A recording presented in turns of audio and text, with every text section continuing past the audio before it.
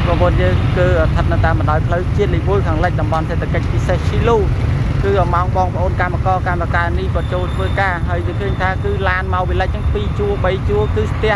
ឡានកកកុញតែម្ដងហើយចំណែកទៅពីកើតហ្នឹងគឺឥឡូវនេះយើងចែកផ្លូវគ្នាពាក់កណ្ដាលនេះហើយនេះគឺមកពីលិចឡានស្ទះហ្នឹងមកពីលិចហើយខ្ញុំមកពីកើតហើយយើងឃើញថាគឺពីតំបន់សេដ្ឋកិច្ចពិសេសឈីឡូទៅដល់ចមុះជ្រូកនឹងឥឡូវចាប់ផ្ដើមស្ទះបដៅហើយការស្ទះនេះគឺរៀងរាល់ថ្ងៃតែម្ដងណាស្ទះជារៀងរាល់ថ្ងៃតែម្ដងនេះមើលឲ្យហើយទៅ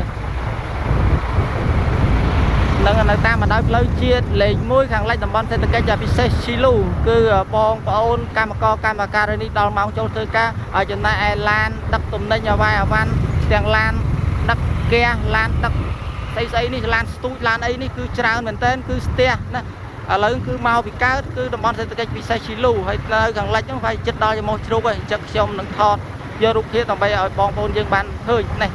ថាស្វ័យរៀងយើងមិនធម្មតាទេរឿងកកស្ទះហ្នឹងណាថាបុកគ្នាជាប់ចំណាត់ថ្នាក់លេខ1ក្នុងការបុកហើយឥឡូវសំបីតែកកស្ទះហ្នឹងក៏ជាប់ចំណាត់ថ្នាក់ប្រហែលជាលេខ1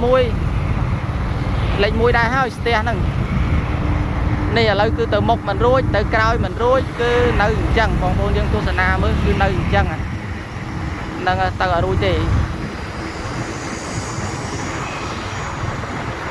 នឹងឯនេះបងប្អូនយើងទស្សនាតាមការគួរទៅគឺរៀងរាល់ថ្ងៃតែម្ដងហើយមិនដឹងធ្វើម៉េចឲ្យបាត់ស្ទះទេវាហៅ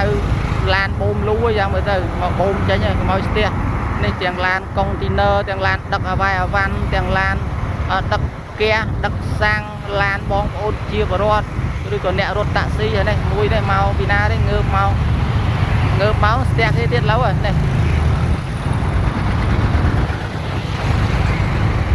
ចូលក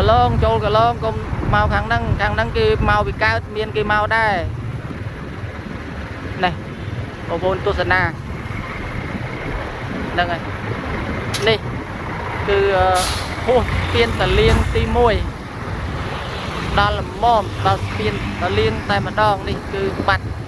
នេះត្រឹមនឹងតែម្ដងនេះស្ពានតាលៀងគីឡូម៉ែត្រលេខ130ទេហ្នឹងឥឡូវលេខអីហ្នឹងមកដល់នេះឆ្លាស់ហើយអរគុណបងប្អូនយើង